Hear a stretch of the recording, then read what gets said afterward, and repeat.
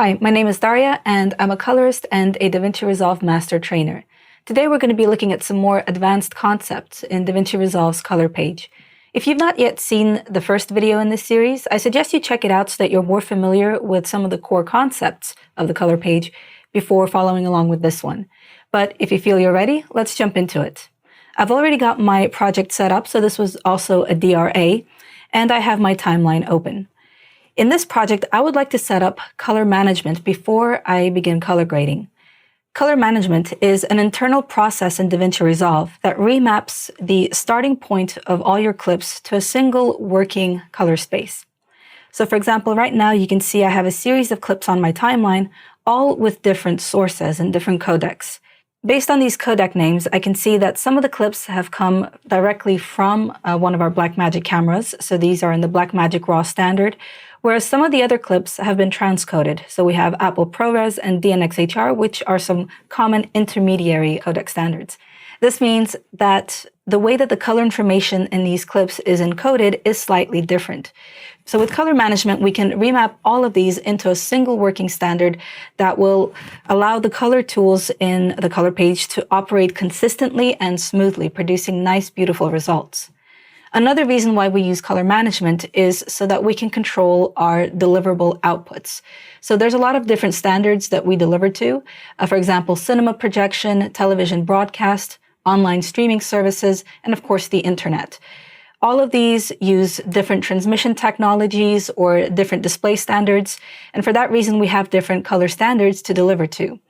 If you were grading a non-color managed project, you would have to hypothetically regrade your project for every one of those standards. But with color management enabled, it's enough for you to simply change the output standard that you're delivering to, and automatically all of your grades will be remapped. So let's set this up in the project settings, which you can access via the gear icon in the bottom right corner of the program. I'm going to click once, and then in the sidebar on the left, I'm going to navigate to the color management section. By default, the color science is set to DaVinci YRGB, which is essentially like disabling color management. I am going to select my drop-down list and enable it by selecting DaVinci YRGB Color Managed. When I do this, I reveal some additional controls. Right now we have a drop-down for Resolve Color Management preset, and it's assuming that I want to deliver for conventional streaming online. You can see a slight description underneath telling you exactly what the standard is used for.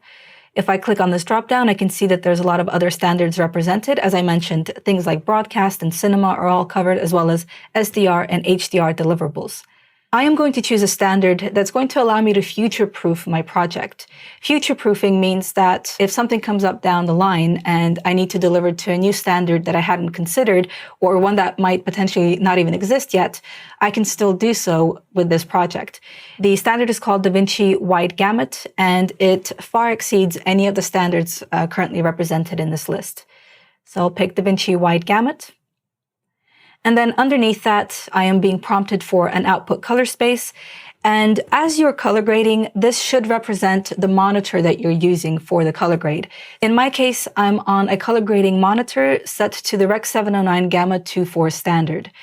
If you're grading on your computer monitor, you might want to check out what standard it currently uses and set your output color space to match. When you're creating deliverables for other standards, for things like broadcast and cinema, you will need to look up what those deliverable requirements are and set the output color space accordingly. The only general rule here is that you want to start with the widest possible gamut and then work your way down as you start creating your deliverables. But in my case, this is the widest standard I need. It's Rec. 709 Gamma 2.4. I'm going to click Save, and in fact, just before I do that, I'm going to move my project settings window out of the way, and I'll keep an eye on the viewer as I do this so I can see the change occur. Right, so hopefully you noticed the color shifted, became a little bit more saturated, there's a touch more contrast. It's starting to look more like real life, so we're no longer seeing this like log encoded version of the video clips. Feel free to navigate between these clips using the arrow keys to see that all of the colors have been shifted and all of the clips look closer to each other as well as a starting point. So now I can begin color grading, know that I am within a very safe standard for color grading. All of my tools are going to behave in a consistent manner, and I can always change my output color space if I needed to. So how does DaVinci Resolve know what the starting point of all your footage is? Sometimes it doesn't know, sometimes it does. For example, when you're working with raw media, any of the raw standards currently supported by DaVinci Resolve will automatically be remapped into the working color space that you've set up. If I go back into my project settings, I can click on the camera raw tab in the sidebar and look up my raw profiles to see all of the different raw standards currently supported. All of these will automatically be remapped, so I don't have to worry about any of the clips that have Blackmagic RAW written under them in the codecs. However, for clips that have been transcoded, so Apple ProRes, DNxHR, because of the nature of transcoding, we are losing some of the metadata associated with these clips when they were originally captured, so we don't actually know what the starting point is. In this case, we would probably have to either look up our camera specs if we were the ones who shot the footage ourselves, or get in contact with the camera operator or DP from the project and find out what color standard they shot in. We can then right-click on any of the clips on the timeline and make changes to make sure that the input color space of the clips is specified and it matches their origin. So clip number 7, for example, has already been set up. I can navigate to input color space, and I can see that this was captured on a Blackmagic Design camera, 4.6K film, using the Generation 1 color space. So that has already been set up and remapped. Other times, you might decide that you don't want to apply color management on certain clips or certain graphics, for example, in which case you can choose to bypass color management altogether. With this clip, for example, the color management has occurred, but I might find that it's a little extreme around the highlights, which are looking a bit saturated.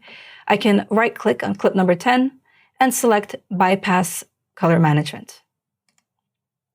And in that case, I go back to that log look, but at least I feel like I have a little bit more control over how I set up my contrast and my saturation from the get-go. The downside of disabling color management, though, on clips is that if you decide to change your output color space to a different deliverable standard, that clip will not react and it will not be remapped, which means you will have to regrade it. So you should avoid bypassing color management whenever possible. And then finally, if all of your media is originating from the same camera source, it makes sense to set it up in the project settings rather than the individual input color spaces. If I go back to my project settings controls, to color management, I will need to return to my color management preset parameter and change it to custom. When I do that, any of the settings associated with DaVinci Wide Gamut will reveal themselves unpacked into all of these individual customizable parameters. So now I can set my input color space into whichever camera standard I wish. But in this case, I'm happy to leave the default settings as they are. I'm going to click Cancel and continue working. The next thing I'd like to take a look at is the node editor. In the first video, we used the node editor primarily for organizing our grades. We had separate nodes for balancing, for creating contrast and looks. But in this video, I'd like to take a closer look at what the node editor can do for us and why node order matters. So I'd like to perform a series of exercises with you and test you on how well you understand the signal flow. Hopefully, when you complete these exercises, you'll develop more confidence in using the node editor and understanding how to break up the different stages of your color grading process. I have clip number 1 selected, and the first thing I would like to do is turn this into a black and white image. If you've already used the primaries palette and the adjustment controls, you'll be familiar with the saturation parameter, so you know that it's enough to drag that down to 0 or just select the numeric field and type 0. In order to produce a black and white image. But I have another way of doing this that I prefer. So I will double click the saturation parameter to reset it, and I will go to a different palette in the left palette. It's called the RGB mixer. In this palette, I'm able to instantly turn this image black and white by navigating down to the monochrome parameter and clicking the checkbox. I now have a black and white image, but I also have some additional control over the individual red, green, and blue channel strengths. I can drag these color bars and increase the intensity of the red channel, for example, which will elevate things like skin tones or anything that's got earthy or brown colors. Or I could do the same thing for my green output. This will affect natural elements like trees And then finally, I can also do the same thing for the blue channel, which tends to affect things like skies and water. I will reset green and blue and just leave my red channel elevated so that I have a slightly brighter image than I had originally. I will label this node, call this black and white to BW, and then create a new serial. So far, we've been using the contextual menu to add new serial corrector nodes, but I can also use a shortcut, which is Option S on a Mac or Alt S on a PC. So that's a nice quick way to generate new corrector nodes. And this node I will use to turn the image into a sepia tone. The sepia is kind of like a reddish brown tone that's most commonly associated with older photography. So I'll give it a label in the node editor, return back to my color wheels, and I'm going to drag the gamma wheel towards this orangey red until I get that exact look. All right, so this is the first question I'd like to ask you, the first test. What will happen if I switched the order of those two nodes? Will it make a difference? And what will we end up seeing in the viewer? If we follow the video signal from left to right, we can read the first node as being the RGB input. This is where the original video signal enters. We travel to the right. You can see there's an entrance arrow to the black and white node where the image gets turned black and white. The signal then continues into the sepia node where we then turn it into this orangey red. Finally, the signal continues into the RGB output, which is what we end up seeing in the viewer. So the order does matter, but what will happen visually right now if I change the order of these two around? There's a couple of ways to accomplish this. One way you should know about is being able to extract the node from the connection line. I'm going to select the node, press E on my keyboard, E for extract. The node pops off, and I can now move my black and white to the side and make room to place the sepia tone over there.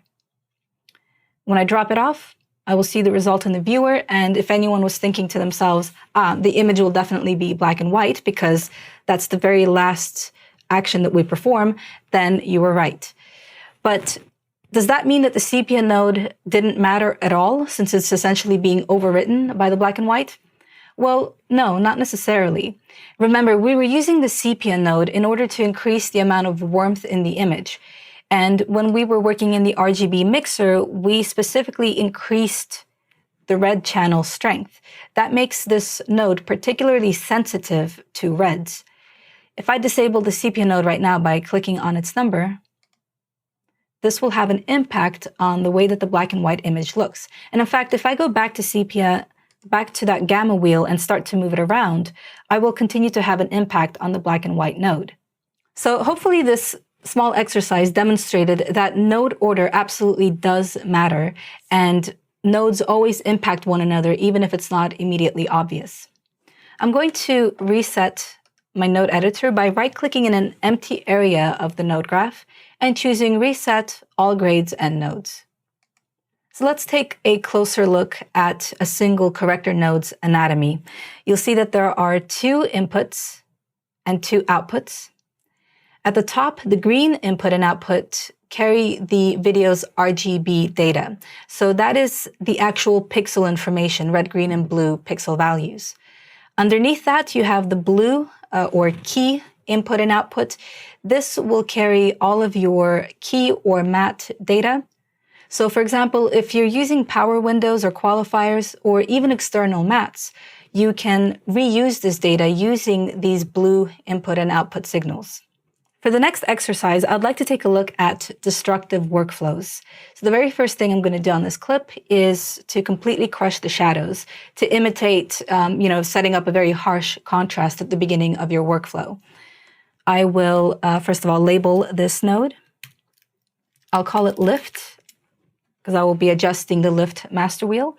I'll go into my primaries colors and I will drag the master wheel to the left, down, down, down, a lot lower than I would normally ever do in an actual grade.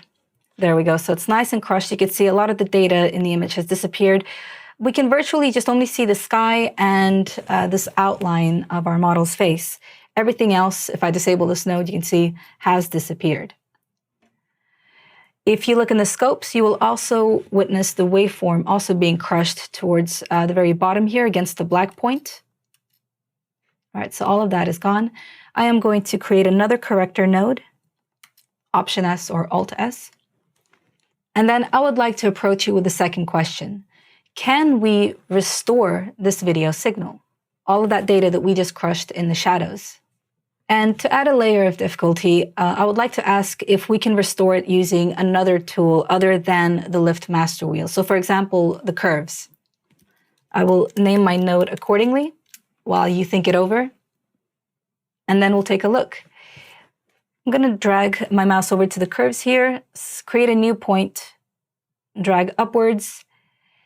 And at first, it certainly does feel like we have fallen into a destructive workflow. As I try to brighten this image, I will find that I'm not able to restore the data or to improve it. In fact, I appear to be distorting it even further, right? Because we're increasing the saturation, we're blowing it out, and we're not getting any of that data back in the shadows. If I look in the scopes, I also feel that the bottom of the waveform is permanently stuck to the floor. All right, well, the thing is, the reason this is happening is because I'm targeting the wrong tonal range for this image.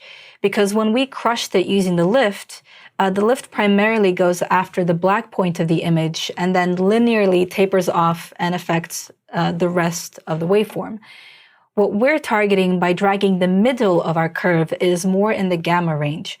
So I'm going to right-click on this control point to reset it, go down here towards the black point of the curve, and drag upwards. And here you can see we have been able to restore the image. The waveform is restored in the scopes, so all of that fine data, all of those shapes, they're no longer flat. And as I keep dragging it up, I can see that everything looks really clean back in the image. So if I drag it to roughly the same position, to counteract that -20, I can get back all the details. If I press Shift-D, I can bypass the entire pipeline and see the results. So if I just get it a little bit darker, then you can't even tell the difference when I bypass. So it's almost like the lift crushing had no effect. So does that mean you should feel comfortable crushing your shadows or establishing a really intense contrast very early on in your pipeline? No, not necessarily. Even though this exercise proved that digital media cannot really be destroyed within the pipeline, it also shows that we can accidentally end up falling into these workflows where we could lose track of our shadows or our highlights and not be able to restore them, because we don't always know how to perfectly counteract something that we did in an earlier node. I wouldn't, for example, only use the lift master wheel to establish contrast. I would also use the contrast and pivot controls. I might use the shadow parameter in the adjustment controls, could use the log wheels. And if 3 or 4 nodes down the pipeline, I decide that my shadows are looking a little bit bunched up or a little bit too dark, when I try to restore that, there's not going to be a single control point or parameter that I can use. Chances are it will remain kind of clumped together. And in that case, I truly am working in a destructive workflow. So it's not really about the digital media failing me so much as it is my treatment of the video signal that's just been too aggressive. This is why it's usually suggested to leave all of your creative color grading and all of your looks towards the very tail end of your workflow or the end of the pipeline, and use the first few nodes to do the opposite, to clean up your video signal as much as possible in preparation for the grade. In the final exercise, I want to take a look at some of the more subtle effects of node order. So I'll go back to this image, once again, right-click in the node editor and reset all grades and nodes. In the first node, I will establish contrast. Nothing too dramatic. I'm going to go into my adjustment controls, drag the contrast parameter until I get a nice bold contrast. I really want to emphasize the sunset coming in from the side here in the frame. But I'll also use the pivot to brighten up the image slightly so that we can still see the details on our face. All right, and that looks really, really nice. I'll press Command-D to disable my contrast node, compare before and after. And I think that's really good for establishing a look. I'll then create a new serial node. It's Option S. And this will be my look. I'll keep it extremely simple. I'll use the offset color wheel to introduce a bit of blue to the image. And as I start dragging towards blue, Before the image even starts turning blue, it actually goes neutral. And that makes sense, right? Because the opposite of blue is yellow, and this is a predominantly very, very warm image. So as I start to drag towards blue on this color wheel, I get this really nice neutral tone, and then I could take it a little bit further if I do in fact want this nice cool look. All right, so I'll take it about as far as that, not too dramatic. And my final question, my final test for you is, what will happen if I was to switch the order of these two around?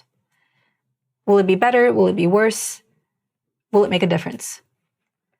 I can switch the order in the same way that I did previously by using the extract shortcut, but there's even a faster way to switch the order of nodes, and that is to hold down the Command key on a Mac or the Control key on a PC, and as you're holding it, to pick up the node and drag it to its new position. And then you'll see that look and contrast have switched sides, and the image has been substantially affected in the viewer. So again, node order matters. But to answer the question of whether it's better or worse is impossible, because all that it is different. The way that the look node has affected the image has changed because it was not as contrasted. Instead, we've applied look to a flatter version of this image, which means that the blue was uniform, and then we used contrast in a later node to push the differences and enhance the saturation of the image, and that means enhancing the blue. To compare the two images, I'm going to grab a still of this second look, and then I'll press Command-Z to go back to my previous setup, which was contrast first, followed by look. I'll double-click the still in the gallery, and I can either drag the wipe line back and forth to compare the two looks, or I can even drag the wipe all the way to the left of the frame so that I'm completely filling up the viewer, and then click the wipe button in the top left corner to turn it on and off. If you're still getting used to color grading and you're experimenting, it's a good idea to do this occasionally, to switch nodes around, to really gain an understanding of how video signals work and how they get treated, and over time gain more confidence about where you should be placing your nodes in your pipeline to produce an optimal look. The next thing we'll be looking at is some raw media, how to set it up, and how to color grade it using the HDR palette. Clip number 2, as you can probably see from the codec title here, is a Blackmagic RAW clip. It's got quite a wide dynamic range. You can see there's a sky in the background and then characters in the foreground. I am going to navigate to the Camera Raw palette on the very left of the page, and I can use this palette to set up exactly how the image is debayered. So that means how the original raw signal is treated by DaVinci Resolve and then output to us in the color standard that we have set up in color management. Because this is a raw signal, I have a lot of control over its final appearance. A lot of these settings in other camera standards are baked in upon capture, so things like ISO and exposure, temperature. With raw signals, you're able to change them after the fact. Right now, the ISO is set to 400, but because of how bright the image is and because a lot of the sky is getting blown out, I'd like to lower that to, say, about 100 ISO. Now, even though the foreground has become much darker, I've now revealed a lot more potential for the sky at the top. However, if I look at my scopes, I'll find that a lot of the sky data looks clipped, which is quite unusual for raw media because it does capture so many stops of light. It's actually very difficult to clip any information. The reason why the very top of that waveform appears flat is because it hasn't yet been debayered. So we can select Highlight Recovery at the bottom of the Camera Raw palette to perform that final debayering stage. Now, this makes it a little bit more processor intensive, but of course gives us a more accurate result in the image. Hopefully, when you clicked on this checkbox, you noticed that a lot of the detail in the clouds have come back in the sky. So I'll turn it off again so you can see before and after. It's gone from having a really flat gray look to being much more pronounced, and it's going to be much easier to work with when we start working with the HDR palette, which I would now like to switch to. The HDR palette is located right next to the primaries wheels, but it offers you far, far more control over the individual tonal ranges of the image. So right now the layout looks quite similar. We have 3 wheels on the left with 1 global on the right, which is similar to the offset. But then at the top of the palette, I also have these banking controls that allow me to navigate across some additional tonal ranges that we have. By default, the HDR palette comes with 6 tonal ranges. On the left, we have the dark zones. So from broadest to most narrow, it's shadow, dark, and black. And then on the right-hand side, I have my light zones, which is from broadest light, highlight, and specular. I can see how these tonal ranges affect the image by jumping into the zones graph. So I can navigate to that using this button in the top right corner of the HDR palette. And here I can see a list of these tonal zones on the left-hand side.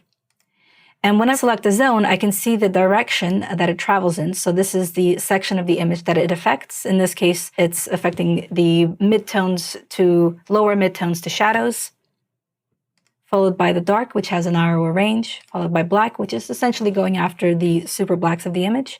And then in reverse, we have the light zone, which has a great deal of overlap with the shadow zone, so 2 stops worth, and then continues toward highlight and then specular for the very brightest portions of the image. With this distribution, I am able to create more intricate grading changes to the image.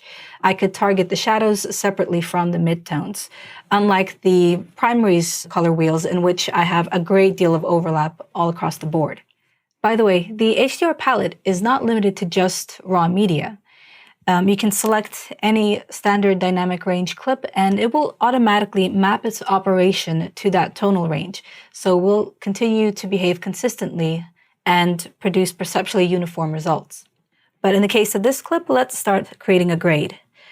I'll begin with the global wheel, which is going to impact the overall image. I'll drag the exposure to brighten it up. So my focus, of course, is going to be the foreground, which is where we can see the people. That's always the priority in any grade. But then I will also want to rescue some of that information in the highlights at the very top. That's the whole point of shooting raw, is that we're able to retain all of this data.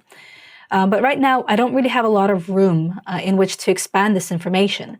Right now, the entire sky and all its clouds are at the very top of my scopes. So the first thing I need to do is bring those a little bit lower. I'm going to target the highlight range, click on the exposure controls, and drag to the left to darken that section.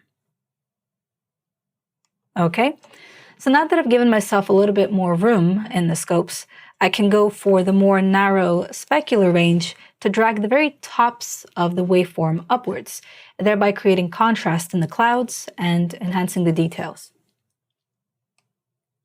All right, wonderful.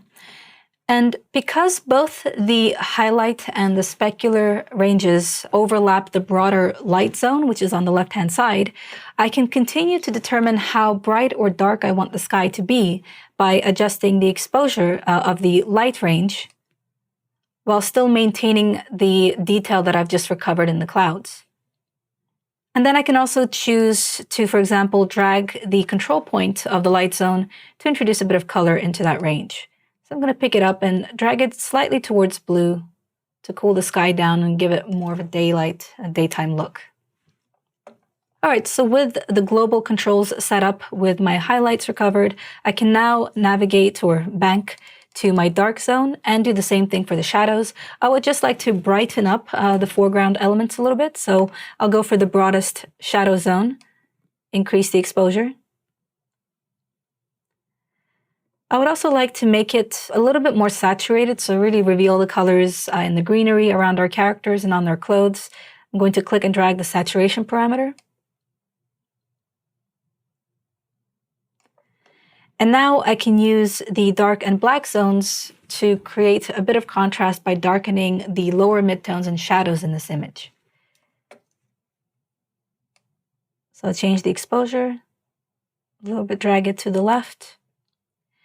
And then with the black zone, I'm just going for the extra darks. So this is going to be the darkest shadows in the wrinkles in their clothes, in the spaces between the branches and the bushes. All right, and that's given the image a little bit more depth. You'll notice that all of the tonal ranges have a couple of sliders around them. These determine the position of the tonal range, so the cutoff point. You're able to change that position and determine exactly how broad or narrow any zone is. Before you start adjusting these, you probably want to check exactly what is being targeted by any particular zone. So as well as using the Zone Graphs palette, I can also click and hold the icon next to the zone name. That will display to me what exactly I'm affecting when I make changes, to these color wheels and their parameters, their exposure and saturation. So as you can see, when I travel from black to dark, the range gets broader and broader. It might be a little bit easier to make adjustments if you can permanently see what that highlight looks like. Thankfully, you can enable highlight mode, and that will display the last zone that you were affecting or impacting. So let's click on the highlight tool in the top left corner of the viewer, and it's currently showing me my black zone, but I would like to see where my light range is. So I will go into the light wheel, make a slight adjustment to its tonal range, and you can see that by default, it actually covered a pretty wide section. So not just the sky, but also the mountaintops, the trees, and also that rock in the foreground, which was a little bit lighter than some of the other shadows. So I can drag this slider upwards to just remove all of those foreground elements and make sure that the light region stays focused on the sky. That way, when I make my changes in terms of exposure or in terms of color, it's not then affecting the rest of the scene. When I'm done, I can disable highlight mode and see the end result. And I can press Command D to compare my image before and after. And hopefully you can see that we've been able to restore a lot of the data at the top of the image. We've also made sure that the image in front of us is nice and clean and saturated and easy to see. The next tool we'll be taking a look at is the Magic Mask. I'm going to click on clip number 3, which has already been balanced. And I'll make a new node with the intention of working on the runner in this shot. So I'm going to press Option S. And usually using other secondary selection tools, I would have to spend a lot of time selecting either the overall shape of the runner or maybe even targeting her limbs and her torso individually, tracking it across the frame. So pretty time-consuming processes.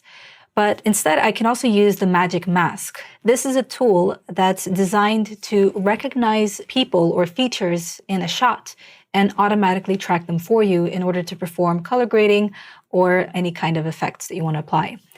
Magic Mask can be found in the central palettes. There it is. A pretty straightforward interface. We have some selections in the top left corner that allow us to select either people or features, and then analysis controls running across the top. Because we are trying to track the runner, I'm going to leave person selected, and I need to first indicate to the Magic Mask palette where my person is. So I will go to the viewer, and I will click and drag to create a small line called a stroke on my runner. You want to keep these strokes quite short so that when the tracking begins, it's able to follow along with the person. If you have a long stroke, then it's more likely to separate from the person that it's following and maybe grow and sort of float off. I will now go back to the Magic Mask palette, and first of all, I want to review what this selection looks like. So I'm going to select Toggle Mask Overlay. There we go. And that is a very good starting point. So Magic Mask has been intelligent enough to recognize not just her torso and her head, but also the fact that she's got her arms around her, even though they're folded, and even her hair. I can now start the analysis process at the very top of the palette, Analyze Forward. This looks a little bit like the Tracker palette analysis tools. And you can see that as she runs forward, her body is recognized, her legs as they move, and even her folded arms. And what's also particularly impressive is that as she passes foreground objects, the mask disappears in those areas. And that's really important when we're color grading, right? Because we don't want a set of legs, a grade in the shape of legs covering our foreground objects. So ideally, there shouldn't be a grade there. And the Magic Mask is able to recognize that. Now, on the right-hand side of the Magic Mask palette, we have a few finesse controls. These are very similar to the matte finesse controls that you will find in the Qualifier palette. These allow us to further clean up our selection. The ones to really pay attention to is the quality in the top left corner. This allows you to switch between making a selection that's relatively processor non-intensive, but less accurate, like this one, so it's more of a soft bubble around the person, versus Better, which will give you something that's a little bit tighter around the body, a little bit more accurate, but will require more processing power. So I can click on Better right now just to review what this will be like. And you should have seen that changed instantly in the viewer. There's no longer this like soft edge around the runner. And if I was to drag this backwards, the analysis continues. You can see that the selection is accurate around her hair and her legs. But in my case, I'm going to stick to faster because I don't really need that level of accuracy. So as soon as I click that, you can see there's a few more bubbles. Something that will help me, by the way, with that edge is the Smart Refine tool. Smart Refine on the surface looks like a standard in and out ratio tool, right? Something that will expand or collapse your matte. But in this case, Smart Refine also takes into account the result of the magic mask analysis, right? So it knows that it's looking at a person and it will expand and collapse based on how confident it is in its selection. So if there's like a little bubble right in front of her fist, then it might not be super confident that that is a person. And that will be the first area of the mask that's reduced as you start to drag Smart Refine. So I'm going to do that. I'll click and drag to the right. And that will give me a cleaner selection. Another parameter that it's a good idea to use is the blur radius. So that will soften the edges of your color grade after you start to apply it. I will click on the numeric field to the right of the blur radius, and I will type in a value of 20, for example. And now I'm ready to disable the mask overlay and start my color grade. I can still see the stroke in the viewer, which I can disable by going into my options. Or I can simply go to a different palette in the color page, and then that will automatically hide any overlays I had in the magic mask. However, the magic mask selection is still in place, so I can still continue grading. I am going to brighten up my runner, try to get her to pop out of this environment, which is already very saturated, very rich. I'll go back to the primaries palette and use the Gamma Master Wheel to make her a little bit brighter. I'll also use Color Boost. And then I can also use the contrast control to also make her a little bit more bold.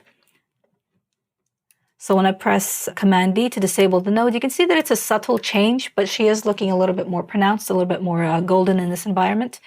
I can now press Playback. And with the color grade already applied to the magic mask, I'll be able to see the result throughout the entire video.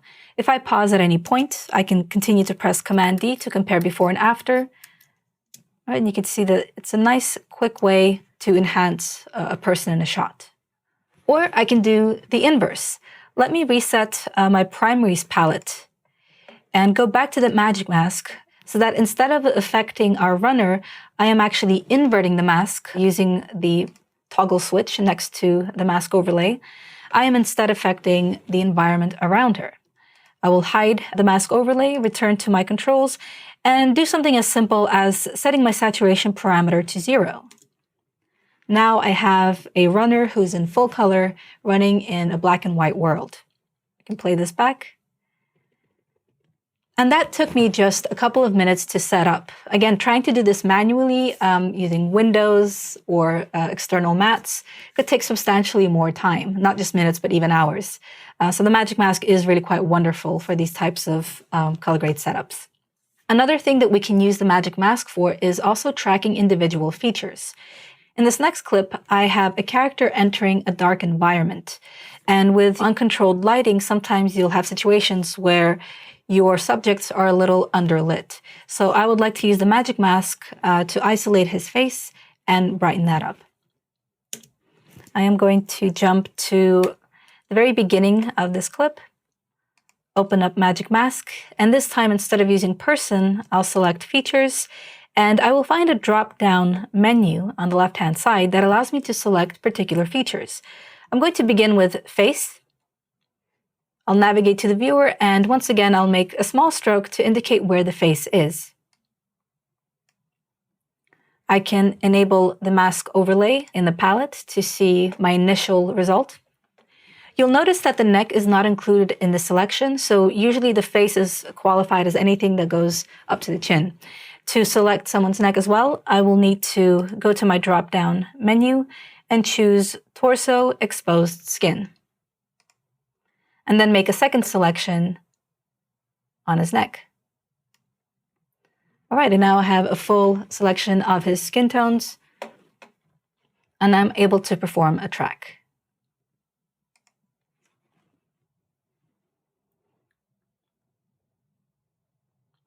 All right, perfect. That was a fairly clean result. I will like to tighten up the edges of this matte once again. So I'll go to my Smart Refine controls, select the numeric value, and enter a higher value to pull in this selection.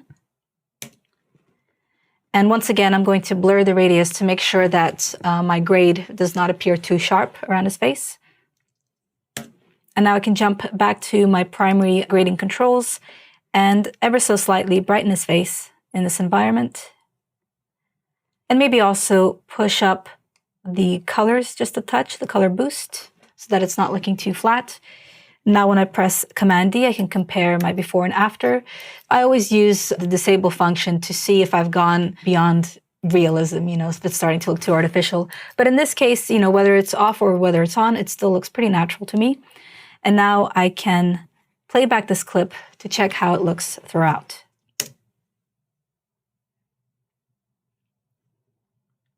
So I'm pretty happy with this result. It looks natural when he's in light and also when he's in shadow. The next tool I'd like to take a look at is the color warper. I'm going to navigate to clip number 5 on my timeline, and I'll find the color warper right next to the curves palette. The way the warper works is very similar to the curves, but whereas with the HSL curves, we're limited to moving our parameters in a 2D space, just up and down, with the color warper, you're able to make changes to 2 parameters at the same time. So I've got the palette open right now, and I would like to pop it out of this environment to give myself a bit more control. We have an expansion arrow in the top right corner, which I can click to get a much larger overview of this interface, but I can continue to resize it using the bottom right corner of the palette to reshape it, and then use the header of the palette to reposition it where I want it to go. There's 2 ways of interacting with the color warper. You can click and drag the control points that are already on the grid, or you can maneuver to the viewer and click directly in the viewer to interact with the grid. So by default, when you open up the color warper, you end up working on the hue and saturation parameters. For example, I can click on the trees in the viewer, and then I can start to drag to the left to saturate that green tone, or drag to the right to desaturate. Notice that the control point in the color warper grid is reacting to my adjustments as I hold my mouse and I move it around. So that selection is the color range that I've selected. If I drag downwards, I start to also rotate the hue. And then I can continue to go outwards for more saturation or inwards for less.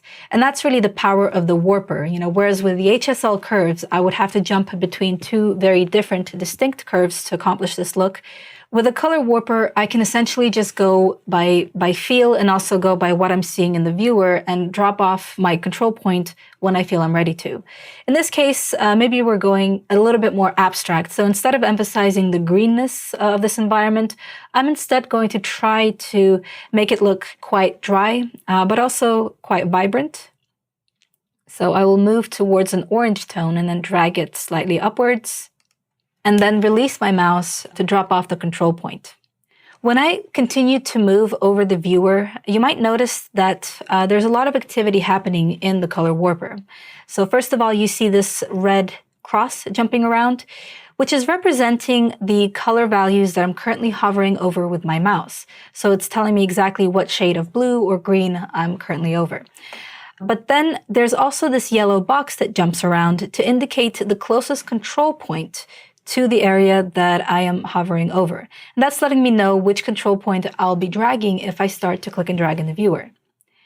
With this very low set of divisions in the color warper, it can be quite difficult to make an accurate selection and adjustment. So I can navigate to the bottom left corner and I will find a division amount for my rings and for my columns. I'm going to click and change this division to a higher number, like 12. By default, the two parameters are linked. So when I choose 12, I am going to now have 12 divisions for both the rings and columns, and a little bit more precision, especially when it comes to the blue sections of this image, because when I hover over it, you can now see that the area of blue represented by the vector scope trace in the background now has a column directly over it. So I can click and drag to target these mountains and the sky all in one go. But what if we wanted to affect the mountains without affecting the sky in the image? In that case, we will need to lock off a section of our column to make sure that not everything within the color warper grid is being affected. I'm going to reset this one control point by right-clicking on it. And then I would like to go back to the viewer in order to analyze exactly what part of the grid affects the sky. And when I do this, I'll find that the yellow box mostly falls on that second point in the blue column. So what I would like to do is lock it in place so that it will not be affected by any future changes in this region. To do that, I will navigate to the toolbar on the right-hand side, and a button allows me to convert a selected point to a pin. When I click on that, the pin adopts a dark outline, meaning that it's locked in place. This, by the way, also happened to our previous point where we changed the color of this tree. When you make a change, automatically a control point locks in place so that no future changes happen to that particular region. But now with the blues, I can return to the mountain and click and drag to make a change. And with the sky locked in place, that will no longer be affected as dramatically. I can then click in the top left corner to collapse my color warper, and I'm all done. I'd also like to draw your attention to the collection of resolve effects that come with the software when you first download it. I'll go into a new clip, number 6, and launch the Open Effects library by clicking in the top right corner. Here you will find dozens upon dozens of effects, all under different categories that you can navigate and add to your nodes. There's also a search field at the top in case you don't know exactly which category your effect is in. You can start typing and the effect will filter itself out. So in this case, I'd like to check out the tilt shift blur. This is a type of effect that imitates the look of a tilt shift lens, which has multiple focal points. It's a really nice way of drawing the audience's eye or drawing their attention to a particular subject.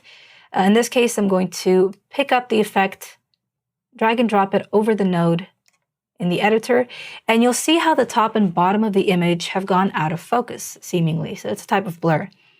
I can use the settings on the right-hand side to enable the depth map preview, which allows me to see exactly which area is in focus, which is anything that's black, and what is out of focus. So those are the white areas.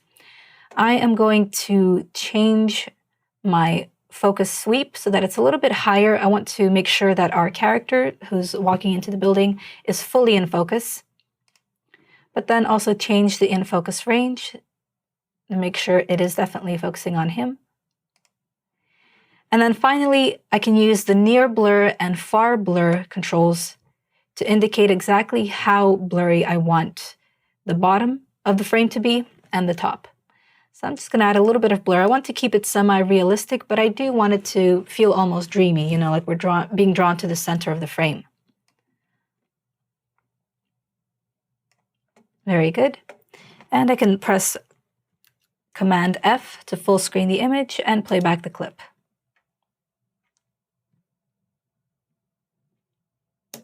Open Effects allows you to do quite a lot to your clips. So some of these are visual-based, some of them are effects-based. There's a lot of blur functions, a lot of corrective type of effects. And what's great also is that they don't have to just live in the nodes on their own. You can combine them with other techniques in the color page, including using the primaries tools and even the secondaries. So for example, in a clip like number 7, I could choose to hide someone's identity by applying a blur effect, but then isolating it with a power window. Let me create a brand new node, Option S. And I'll begin by first creating the window and tracking it. I'll activate the circle preset, reshape it, resize it to the man's head.